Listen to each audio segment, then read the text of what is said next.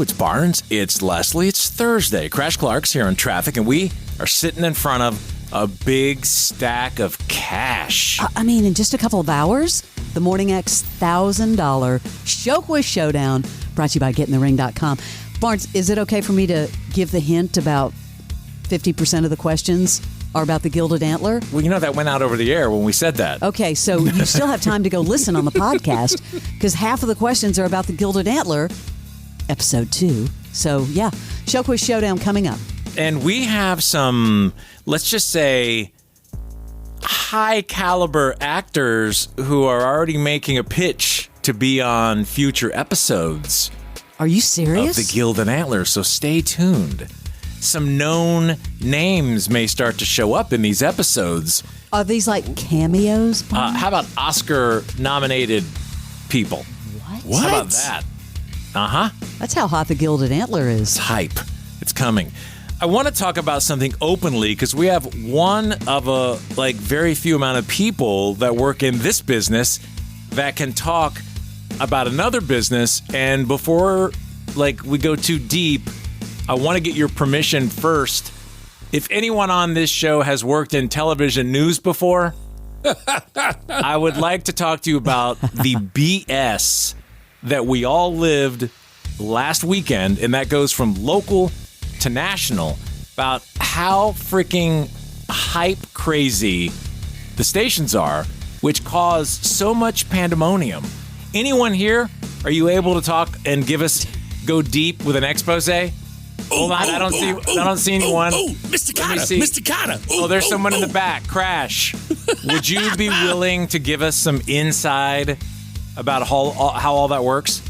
I will not only give you the inside, I will give you the behind as well. Okay, well, I anticipated that would be your answer, and I wanted to make it official with, because you get really upset when I spend all of the budget on my set for Barnes Buzz. Yeah. And so I spent a little out of the budget this week for you. This is a Morning X 99 expose. I love it. It's a 99 expose. So seriously, Crash, you worked at a news station for 11 years.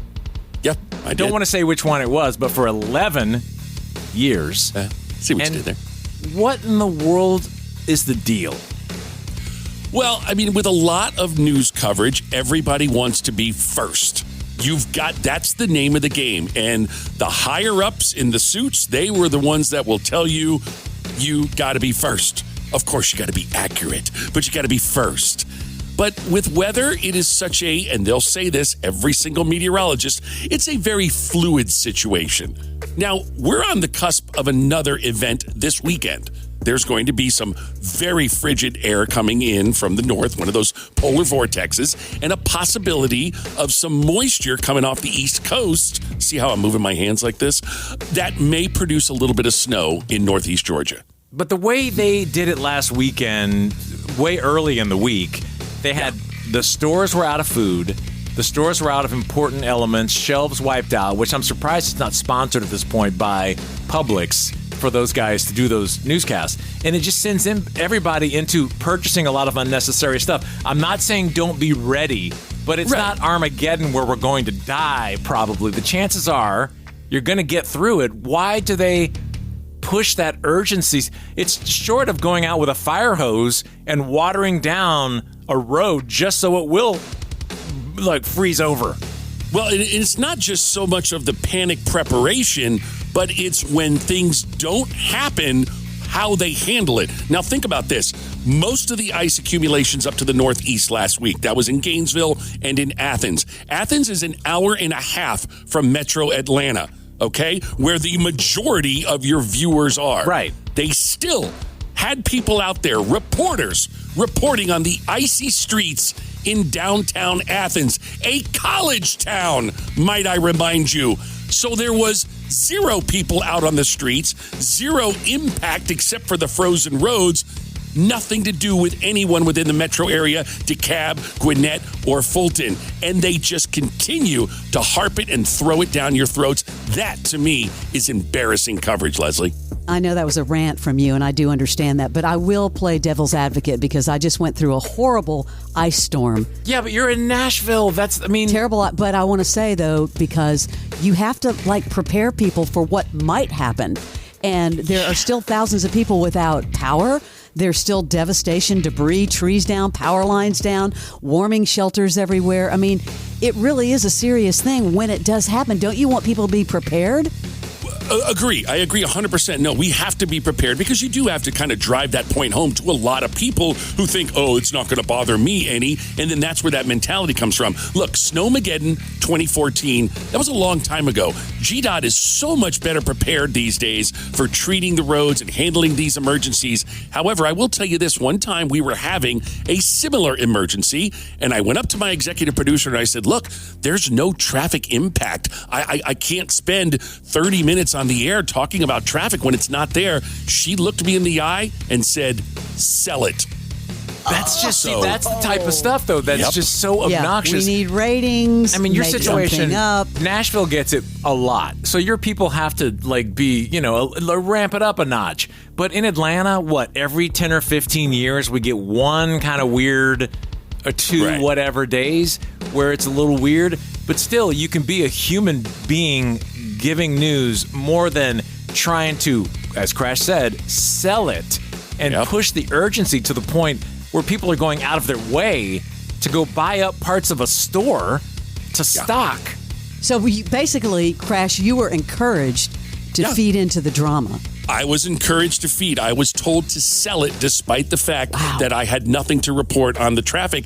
And the meteorologists that are around, and there are a handful of them that are very reliable, very good people that I've worked with, they will just sensationalize it. Yeah. And if they're right, they're right. If they're wrong, it's weather. Weather is ever changing. Some of you didn't get it, but some of you did. 50%, that's it. Well, there were live reports, like the Weather Channel dude was standing out in Roswell where all the restaurants are right there, and he was trying to find an angle where it looked halfway traumatizing, and nothing was happening.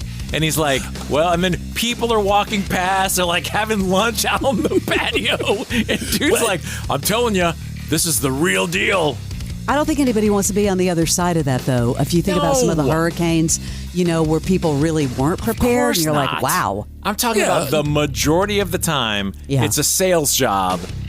And unfortunately, a lot of people buy it and go out and do things they probably didn't need to do. I'm not saying don't be ready.